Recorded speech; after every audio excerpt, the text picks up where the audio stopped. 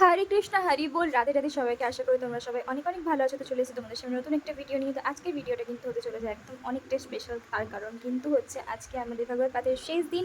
আর দেখো হয়ে গেছে কিন্তু আমাদের সাথে একটা ট্র্যাজেডি। আমাদের হয়ে গেছিলো গাড়ি খারাপ। আর দেখো সবাই কিন্তু ঠেলতে নিয়ে যাচ্ছিলো মাঝ রাস্তা থেকে। তারপরে কিন্তু অবশেষে আমরা ঠেলতে ঠেলতে অনেকটাই পৌঁছে গেছি। তারপরে কিন্তু হয়ে গেছিলো আমাদের তুলসী আরতি শুরু হয়ে গেছিলো। আর দেখো দেখতে দেখতে কিন্তু তুলসী আরতির পরে আমাদের এক এক করে গৌর আরতি, তারপরে নৃসিংহ আরতি সব কিছু হয়ে যাওয়ার পরে প্রভু চলে এসেছিলেন। তারপরে কিন্তু শুরু হয়েছিল আমাদের পাঠ। আর আজকের পাঠটা কিন্তু অনেকটা স্পেশাল। তার কারণ হচ্ছে যে ভগবতের যারা 6 দিন তোমরা যদি পাঠ যদি নাও শুনে থাকো, শেষ দিনের পাঠটা যদি তোমরা শুনে থাকো তাহলে কিন্তু তোমরা কিন্তু মানে অনেকটাই বুঝতে পারবে। তো দেখো এখানে ফুচকুটাকে আমি একটুখানি খোঁজাচ্ছিলাম। যাই হোক, আমার বাচ্চাদের সাথে খেলতে অনেক ভালো লাগে। তো দেখো তারপরে কিন্তু এখানে আমাদের একদম পাঠ শুরু হয়ে গেছে। তোমরা কিন্তু শুনতে থাকো পাঠটা কিরকম কি হচ্ছে। তার স্ত্রী তাকে অনেক বোঝালেন, দেখো স্বয়ং দ্বারকাধীশ তোমার বন্ধু, একবার তুমি শুধু তার কাছে যাও, তাকে চাওয়ার দরকার নেই, সে তোমাকে দেখলেই অনেক কিছু দেবে। অবশেষে মেনে নিল, কিন্তু যাবে যে বন্ধুর জন্য তো কিছু নিয়ে যেতে হবে। তাই বাড়িতে তো কিছুই নেই।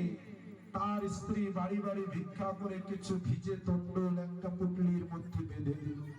হাঁটতে হাঁটতে যাচ্ছে আমাদের সুদামা, কৃষ্ণের চরমতম ভক্ত। হাঁটতে হাঁটতে পৌঁছে গেছে দ্বারকা। সেখানে গিয়ে দ্বারপালদের বলছে, দ্বারপাল, তারা জিজ্ঞাসা করছে, হে ব্রাহ্মণ আপনি কে? এত বড় দরিদ্র ব্রাহ্মণ তো দ্বারকাতে কেউ নেই।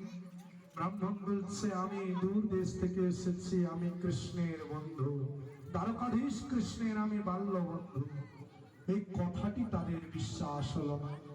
হাসাহাসি করতে শুরু করলো যে এত বড় রাজা, তার বন্ধু কিনা এমন হদ্দ ভিখারি, এটা কি হতে পারে?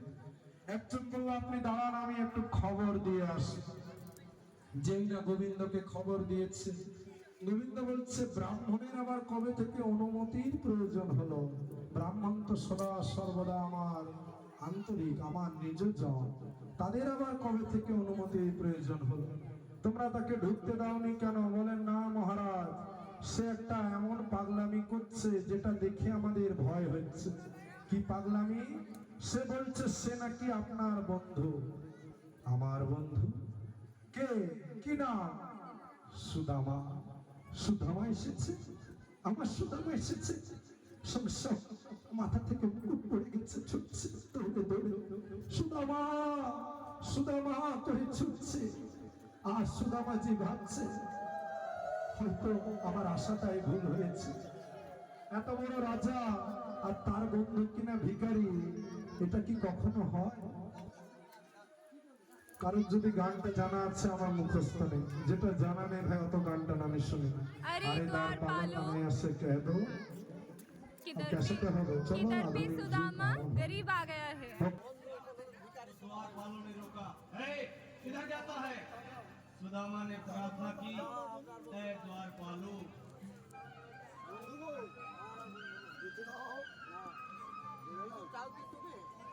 देखो देखो ये गरीबी का हाल, कृष्ण के दर पे विश्वास ले आया हूँ। मेरे बचपन का यार है मेरा श्याम, यही सोच कर मैं आस करके आया हूँ।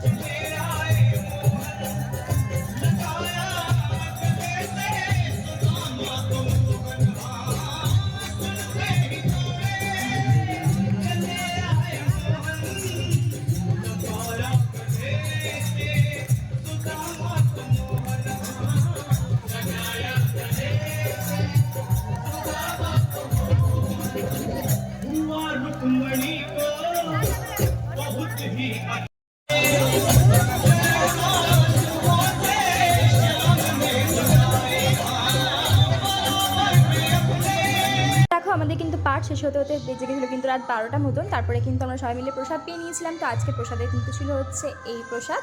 তো দেখো সবাই মিলে কিন্তু প্রসাদ পেয়ে নেওয়ার পরে চলে গেছিলাম আমি হচ্ছে বাড়ি। তো চলো তোমাদের সাথে দেখা হবে নতুন একটা ভিডিওতে। ততক্ষণ সবাই হরে কৃষ্ণা, রাধে রাধে বলো।